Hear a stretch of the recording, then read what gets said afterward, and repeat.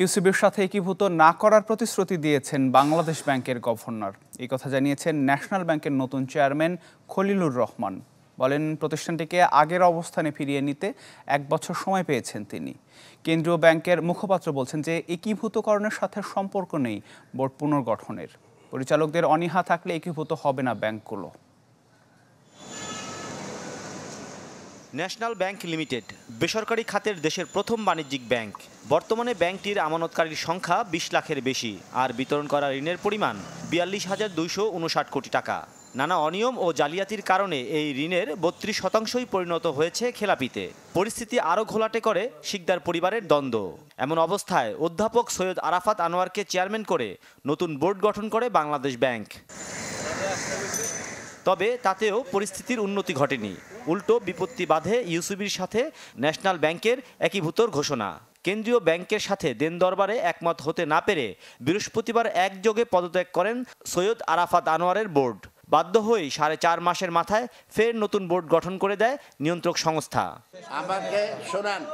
নিয়োগের একদিনের মাথায় ন্যাশনাল ব্যাংকের বোর্ড সভার ডাক দেন ব্যাংকটির নতুন চেয়ারম্যান খলিলুর রহমান। ডাকেন সাংবাদিকদেরও। সভা শেষে জানান, গভর্নরের প্রতিশ্রুতিতে ইউসিবির সাথে একীভূত হচ্ছে না ব্যাংকটি, এজন্য সময় পেয়েছেন 1 বছর। এদের মাছ করতে চাইছিল, আমরা বাংলাদেশ ব্যাংকে বলছি যে দেখেন এটা জনগণের ব্যাংক, আমরা এটাকে মাছ করতে রাজি না। আমরা যারা দায়িত্বরা ছিলাম তখনই আমরা একমত হই না এটাকে মাছ করার জন্য। আমরা বলছি এটাকে মাছ করবো না। বাংলাদেশ এটা আমাদের কথার উপর রাজি হয়েছে। এই ব্যাংকটাকে আমরা 1 বছরের মধ্যে আগের নিয়মে যাইতে পারব বলে আশা করি। এদিকে ন্যাশনাল ব্যাংকের বোর্ড সদস্যরা কে কোন প্রতিষ্ঠানের প্রতিনিধিত্ব করছেন এমন তথ্যের উত্তর মেলেনি। আর এক কোশ্চেন উত্তর হবে না, এটা আমি আপনাদের কাছে প্রতিজ্ঞা করতে পারি। আর সমাধান আরেকদের। এদিকে সুর পাল্টিয়েছে বাংলাদেশ ব্যাংকও। বলছে কোনো পর্ষদ না চাইলে জোর করে একীভূতকরণ হবে না কোনো ব্যাংকের। একীভূতকরণের সঙ্গে এই বোর্ড গঠনের কোনো সম্পর্ক নেই।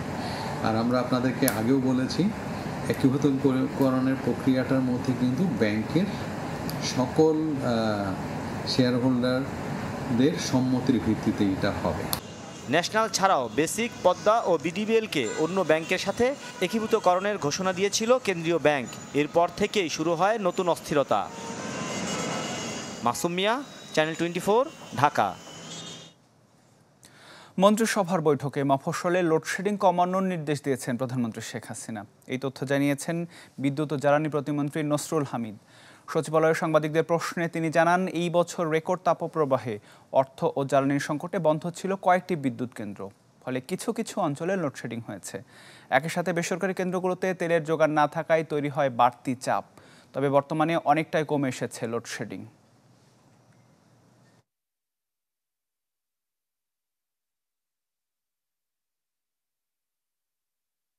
পঞ্চাশ বছর ইতিহাসে সর্বোচ্চ তাপমাত্রা ছিল। সেই তাপমাত্রার জন্য তো আমরা কেউ প্রস্তুত ছিলাম না। সারা বাংলাদেশে কিছু কিছু অঞ্চলে আমাদের কিছুটা লোডশেড করতে হচ্ছে, বিশেষ করে গ্রাম অঞ্চলে অনেক জায়গাতে, এবং এইটা আমরা গত 1 মাস যাবৎ এটা আমরা পর্যবেক্ষণ করছি। আমাদের বেশ কিছু পাওয়ার প্ল্যান্ট, বিশেষ করে অয়েল বেস পাওয়ার প্ল্যান্টগুলো বন্ধ আছে, সেগুলো আমরা ধীরে ধীরে চালু করতেছি। তেলের স্বল্পতা ছিল, আর্থিক স্বল্পতা ছিল, এই বিষয়গুলোকে নজরদারি করে আমরা এখন একটা ভালো পরিস্থিতি আসছি। অর্থনীতির চ্যালেঞ্জ মোকাবিলায় রাজস্ব আদায় বাড়ানোর কোনো বিকল্প নেই বলে মনে করেন বিশ্লেষকরা। আর ভ্যাট আইনি অসঙ্গতির জন্য কর সংগ্রহ বাড়ছে না বলে জানান এনবিআরের সাবেক কর্মকর্তারা। রাজধানীর একটি হোটেলে পলিসি এক্সচেঞ্জ আয়োজিত প্রাক বাজেট আলোচনায় উঠে আসে এই সকল বিষয়। গুরুত্ব পায় উৎপাদনশীল খাতে বাড়তি বরাদ্দ আর বাজেট বাস্তবায়নে দক্ষতা বৃদ্ধির বিষয়টিও। আসছে বাজেটে কৃষি, তৈরি পোশাক, চামড়া শিল্প সহ সম্ভাবনাময় 6 খাতে প্রত্যাশিত বরাদ্দ নিয়ে এই অনুষ্ঠান, যার আয়োজক বেসরকারি গবেষণা সংস্থা পলিসি এক্সচেঞ্জ বাংলাদেশ। যাতে উঠে এলো দেশের বর্তমান অর্থনীতির নানা সংকটের চিত্র। বলা হয়, গেল কয়েক বছরে মন্দাভাব দেশের অর্থনীতিতে, যা সামাল দিতে দরকার চড়া মূল্যস্ফীতি নিয়ন্ত্রণ, কর্মসংস্থান তৈরি আর প্রবৃদ্ধি বৃদ্ধিতে নজর দেয়া। গত 5 বছরে যদি যে গ্রোথটা হয়েছে, গ্রোথটা খুব অ্যালার্মিং। এই হারে যদি আমাদের বৈদেশিক ঋণ বাড়তে থাকে, একই হারে আমাদের বৈদেশিক ঋণ ফেরত দেওয়ার যে সোর্সগুলো, আমার এক্সপোর্ট, আমার রেমিটেন্স, সেগুলো কিন্তু বাড়ছে না। সুতরাং বক্তারা বলেন, উন্নয়নশীল দেশে রূপান্তরের পর রপ্তানি খাতে কমবে নানা সুযোগ, তাই প্রস্তুতির এখনই সময়। চামড়া খাতের সম্ভাবনা তুলে ধরে কার্যকর পদক্ষেপের দাবিও ছিল তাদের। We can introduce a central bonded warehouse facility এবং এটার এক্সাম্পল কিন্তু ভিয়েতনাম, চায়না, ইন্ডিয়া, শ্রীলঙ্কা এগুলো দেশে হিউজলি আছে। IMF এর যে কথাগুলো যেগুলো IMF বলছে, এটা কিন্তু আমরা বিগত 10 বছর ধরে একই কথা বলে আসছি, কিন্তু ওখানে কিন্তু আমরা we never saw any action মধ্যে আছে। আমরা এখন জানি বৈশ্বিক নানা সংকটে উঠে আসে কৃষি অর্থনীতির গুরুত্ব, তাই দাবি আসে কৃষি খাতে বরাদ্দেরও। বাজেটে তথ্য প্রযুক্তি খাতের উন্নয়নেও বরাদ্দ চান উদ্যোক্তারা। বাংলাদেশ ব্যাংকের আমাদের খালি কর্পোরেট ট্যাক্সটা এক্সাম্পশন, কিন্তু আমার কিন্তু অন্য কোনো ট্যাক্স কিন্তু এক্সাম্পশন না। আমরা ভ্যাট দিচ্ছি, আমরা যে প্রকিউরমেন্টগুলো করছি সেখানে কিন্তু আমার AIT দিচ্ছি, আমরা ভ্যাট দিচ্ছি আমার প্রকিউরমেন্টে। আমি যে ইম্পোর্ট করছি সফটওয়্যার, সেখানে আমার ইম্পোর্ট ডিউটি দিচ্ছি। যেভাবে কাঁচামাল পরিবহন করা হয়, আই থিঙ্ক এটা খুব যুক্তিযুক্ত নয়, যার ফলে আমাদের প্রায় 15 থেকে 20% কিন্তু ওয়েস্টেজ হয়ে যাচ্ছে। এই ওয়েস্টেজটা কমাতে পারলে আমাদের শর্টফলটা কিন্তু অনেক কমে যাবে। কয়েক মাস রাজস্ব আয় বাড়াতে কর ছাড় কমানোর পক্ষে মত দেন এনবিআরের সাবেক সদস্যরা। পরামর্শ দেন সময় উপযোগী কর নীতি গ্রহণের। আমাদের ট্যাক্স এক্সপেন্ডিচার উনি বললেন যে 1,10,000 কোটি, আসল ফিগারটা অবশ্যই বড়। আমরা ইন্ডিয়ার হিসাব করছি, ওটা মোর দ্যান 2.5 লাখ কোটি টাকার উপরে। তা 2.5 লাখ কোটি টাকা ছেড়ে দিচ্ছি। এবার কেউ যখন বলে যে আমার ট্যাক্স রেভিনিউ কম, তাহলে এইটা বলার সময় ওইটাকে মাথায় নিয়ে বলতে হবে। তবে সব ছাপিয়ে অনুষ্ঠানে উঠে আসে উৎপাদনশীল খাতে বাড়তি বরাদ্দ আর বাজেট বাস্তবায়নে দক্ষতা বৃদ্ধির বিষয়টি। মইনুল হাসান, চ্যানেল 24, ঢাকা। আর্থিক খাতের সংস্কারের অগ্রগতি নিয়ে অর্থ মন্ত্রণালয়ের কর্মকর্তাদের সাথে পূর্ব নির্ধারিত বৈঠক করেছেন আন্তর্জাতিক মুদ্রা তহবিল IMF এর প্রতিনিধি দল। সোমবার সকালে সচিবালয়ে অর্থ মন্ত্রণালয়ের বাজেট ও সামষ্টিক অর্থনীতি বিভাগের সঙ্গে বৈঠকে বসে তারা।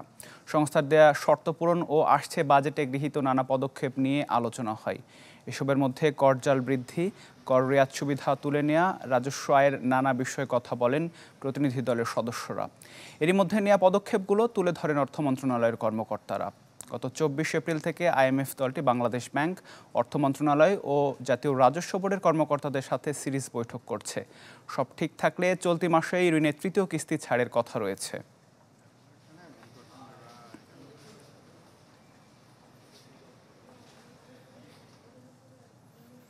বর্তমানে দেশে বেকারের সংখ্যা 25,90,000। 2023 সালে যা ছিল 24,70,000।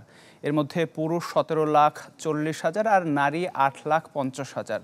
বাংলাদেশ পরিসংখ্যান ব্যুরো BBS এর ত্রৈমাসিক শ্রমশক্তি জরিপে এই তথ্য উঠে এসেছে।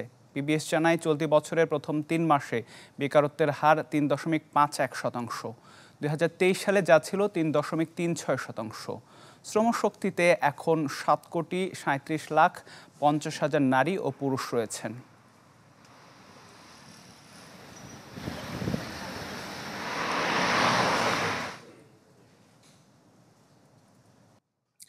বিশ্বজুড়ে চলা ভূরাজনৈতিক পরিস্থিতি, যুদ্ধ ও জলবায়ু পরিবর্তনজনিত কারণে আর্থিক ক্ষতি পুষিয়ে নিতে এডিবিকে পাশে চেয়েছেন অর্থমন্ত্রী আবুল হাসান মাহমুদ আলী। এডিবির 57তম বার্ষিক সভার শেষ দিনে জলবায়ু বান্ধব পৃথিবীর শীর্ষক আলোচনা সভায় তিনি এই আহ্বান জানান। এ সময় জলবায়ু অর্থায়ন, ডিজিটাল অর্থনীতি এগিয়ে নিতে সহায়তা ও আঞ্চলিক সংযোগের উপর গুরুত্ব দেন তিনি। সভা শেষে জার্মানি, ভারত, ইন্দোনেশিয়া সহ বেশ কয়েকটি দেশের সংশ্লিষ্ট মন্ত্রী ও ব্যক্তিবর্গের সাথে আলাদা আলোচনায় অংশ নেন অর্থমন্ত্রী। এই বছর জর্জিয়াতে অনুষ্ঠিত হয় এশীয় উন্নয়ন ব্যাংক এডিবির বার্ষিক সভা।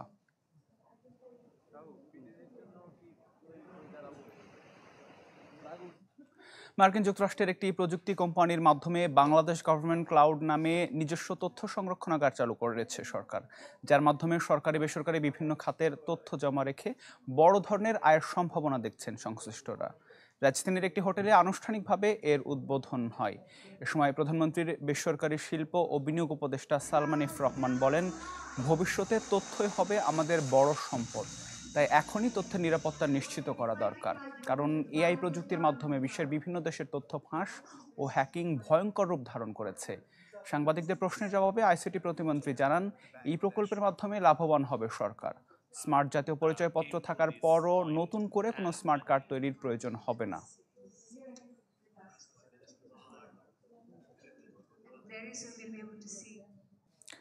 পণ্যমূল্য কমার বিষয়ে আপাতত সুখবর দিল বিশ্বব্যাংক। সংস্থাটির আউটলুক প্রতিবেদন বলছে যে দুনিয়া জুড়েই জিনিসপত্রের দাম কমবে আগামী 2 বছরে, যদিও শঙ্কা রয়ে যাচ্ছে মধ্যপ্রাচ্যের সংঘাতময় পরিস্থিতি নিয়ে।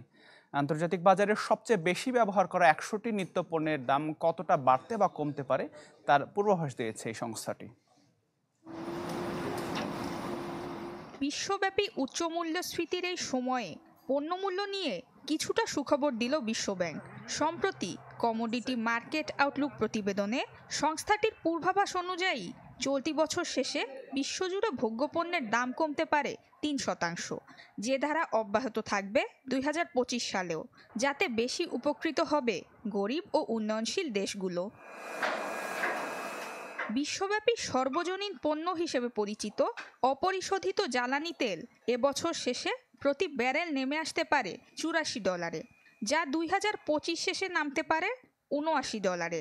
তেলের দরের সাথে সম্পর্কিত অন্য পণ্যের দামেও থাকতে পারে নিম্নমুখী প্রবণতা, যেমন কয়লা ও এলএনজির দাম আগামী বছর নাগাদ কমতে পারে যথাক্রমে 28 ও 13%। জ্বালানি পণ্যের বাইরে ইউরিয়া সারের দামও বছর ব্যবধানে টন প্রতি কমতে পারে অন্তত $25, যা বিপুল পরিমাণ আমদানি করতে হয় বাংলাদেশকে। বিশ্বব্যাংকের প্রতিবেদন অনুযায়ী বর্তমানে যা বিক্রি হচ্ছে গড়ে $350। খাদ্যপণ্যের ক্ষেত্রেও সুখবর দিয়েছে বিশ্বব্যাংক। তাতে বলা হয় পাম তেলের দাম আগামী বছর প্রতি টন নামতে পারে $800। বিশ্বব্যাপী বড় পতন হতে পারে গমের দরে। এছাড়া চিনির দামও কমতে পারে বেশ খানিকটা। অন্যদিকে দীর্ঘদিন চড়া থাকা ভুট্টার দামও একই সময়ে টন প্রতি নেমে আসতে পারে $200 নিচে। তবে দাম কমার বিপরীতে কিছু পণ্যে বৃদ্ধির আভাসও দিয়ে রেখেছে সংস্থাটি, যে তালিকায় আছে সয়াবিন তেল এবং তুলা। তবে মধ্যপ্রাচ্য উত্তেজনায় হরমুজ প্রণালী দিয়ে পরিবহন ব্যাহত হলে উল্টো পথে হাঁটার আশঙ্কা রয়েছে জ্বালানি তেলের বিশ্ববাজার। নুসরাত মৌমি, চ্যানেল 24। দর্শক, এই ছিল ফার্স্ট সিকিউরিটি ইসলামী ব্যাংক পিএলসি বিজনেস 24 এর রাতের আয়োজনে। এতক্ষণ সাথে থাকার জন্য ধন্যবাদ সবাইকে।